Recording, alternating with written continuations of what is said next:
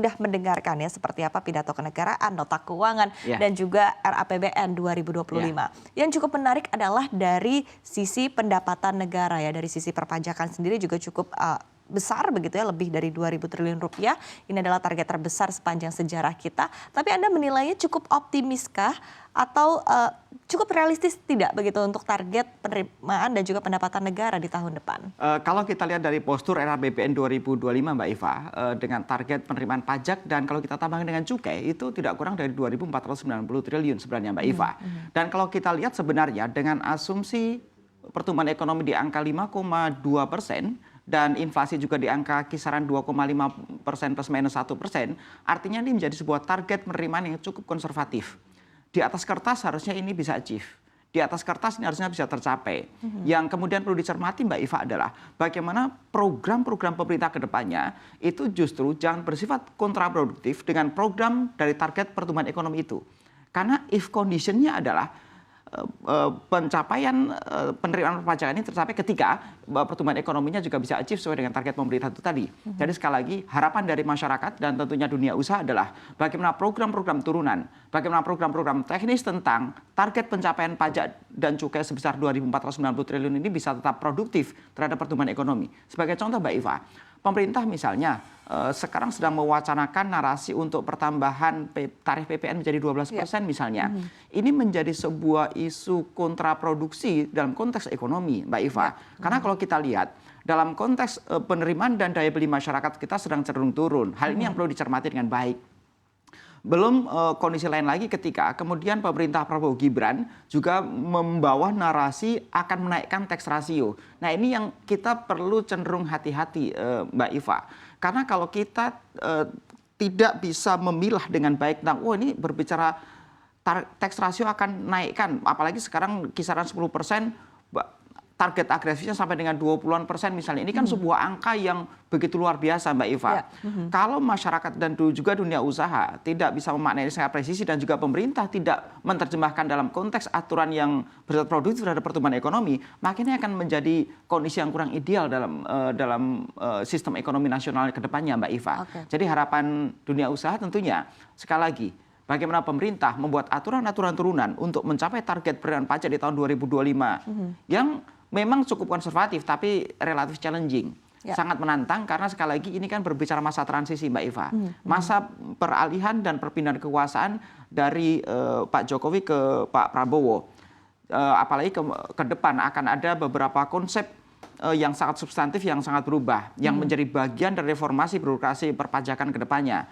Jadi sekali lagi Mbak Iva, dunia usaha berharap bagaimana terjadi perpindahan yang cukup mulus, perpindahan yang cukup smooth, dan ekonomi bisa tetap terjaga dengan baik di sela-sela penerimaan yang kita juga sama-sama punya harapan. Pemerintah mempunyai government spending yang cukup ideal, pemerintah mempunyai belanja dan alokasi yang cukup untuk bisa mendongkrak pertumbuhan ekonomi ke depannya. Demikian Mbak Iva. Oke, baik.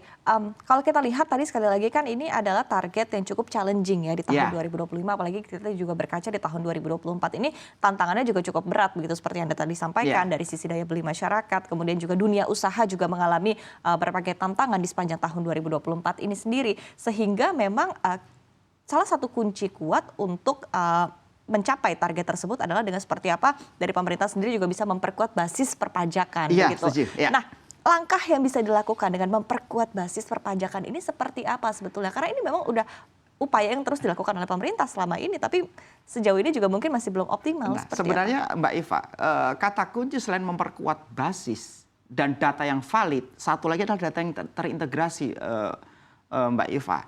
Kalau kita lihat misalnya program, karena gini, sistem pajak di Indonesia ini namanya self-assessment. Jadi wajib pajak menghitung dan perhitungan pajaknya, menyetor dan melaporkan.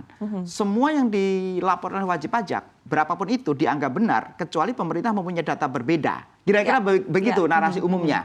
Nah artinya apa? Untuk mengukur tingkat kepatuhan wajib pajak, untuk mengukur compliance-nya, pemerintah harus mempunyai alat pembanding. Dan alat pembanding itu harus by system, itulah yang namanya data. Kira-kira begitu narasinya. Nah, data yang valid tidak cukup Mbak Iva, harus data yang valid dan terintegrasi.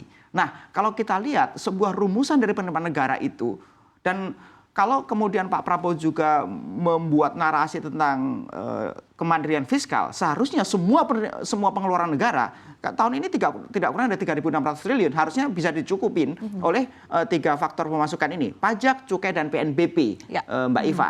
Jadi kembali ke tadi, kalau berbicara database, maka seharusnya database perpajakan juga terintegrasi dengan cukai dan juga terintegrasi dengan penerimaan negara lain yang bukan pajak, apakah itu dari penerimaan dividen BUMN, apakah itu dari SDA, sumber daya alam, dan lain-lain. Jadi pertama adalah berbicara masalah database, karena itu untuk penguatan. Database yang valid dan terintegrasi, Mbak Iva, itu bisa menekan namanya tax gap. Tax gap kita ini sekali lagi memang masih perlu diuji, tapi tax gap kita di Indonesia itu masih kisaran 20-40%, rentangnya masih sangat jauh.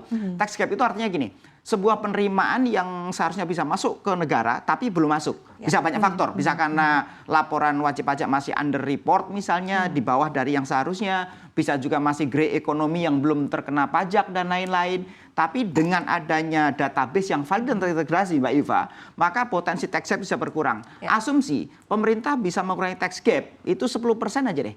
Maka potensi perpajakan dan cukai kita bisa naik, yang seharusnya 2.400 triliun bisa nambah sekitar 230-an atau 240 triliun, Mbak Eva. Sebuah angka yang cukup signifikan. Jadi artinya begini, Mbak Eva, kalau konteks pemerintah akan fokus dengan kemandirian fiskal, seharusnya penerimaan pajak ini difokuskan. Pajak, cukai, dan juga PNBP. Tapi sekali lagi Mbak Eva, kadang-kadang pemerintah dan juga masyarakat itu hanya fokus penerimaan. Tapi sebenarnya ada faktor lain yang juga bersifat belanja yang juga harus dicermati. Belanja itu misalnya begini, kalau dalam sebuah perpajakan itu ada namanya tax expenditure, Mbak Eva. Ada sebuah belanja perpajakan. Yang repotnya adalah belanja perpajakan ini tidak teridentifikasi di APBN secara real time. Kenapa? Karena belanja perpajakan tahun ini hanya memotret bagaimana tax expenditure tahun sebelumnya. Tahun 2024 hanya akan terpotret nanti di tahun 2025. Nah, seharusnya pemerintah mempunyai angka yang fix. Misalnya gini, per sekarang ini kisaran tax expenditure kita nggak kurang dari 1,5% dari PDB. Artinya kalau 2025 nanti PDB kita di angka 24.000 triliun, potensi tax expenditure kita di 400 triliun lebih.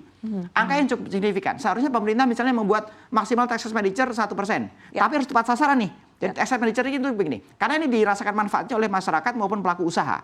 Jadi harus presisi nih, setiap pelaku usaha yang mendapatkan manfaat dari belanja pajak ini, mereka harus memberikan semacam responsibility-nya.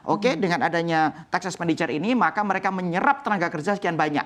Jadi seharusnya ini difokuskan pada sektor-sektor yang memberikan daya ungkit maksimal, yang memberikan multiplier effect terhadap pertumbuhan ekonomi secara makro. Kira-kira demikian, Mbak Iva. Dan kata lain sebetulnya insentif begitu ya? Oh, memang betul. Tax expenditure adalah bagian dari insentif. Tapi sekali lagi insentif yang harus terukur dengan baik. Kalau misalnya 400 triliun misalnya, kemudian ada efisiensi 100 triliun aja deh. Maka potensi 100 triliun ditambah dengan pengurangan tax gap 300 triliun misalnya, maka potensi kemandirian fiskal sebenarnya sangat bisa tercapai, Mbak Iva. Tanpa hutang maksud saya. Karena kalau kita lihat postur RAPBN 2025 itu utang kita nggak kurang dari 600 triliun loh.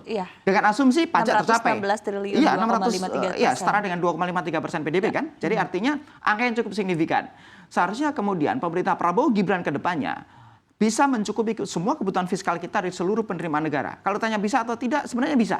Ketika pemerintah fokus dengan satu sisi penerimaan juga harus proper, tapi juga pengeluarannya juga harus efektif dan efisien. Demikian, Mbak Iva.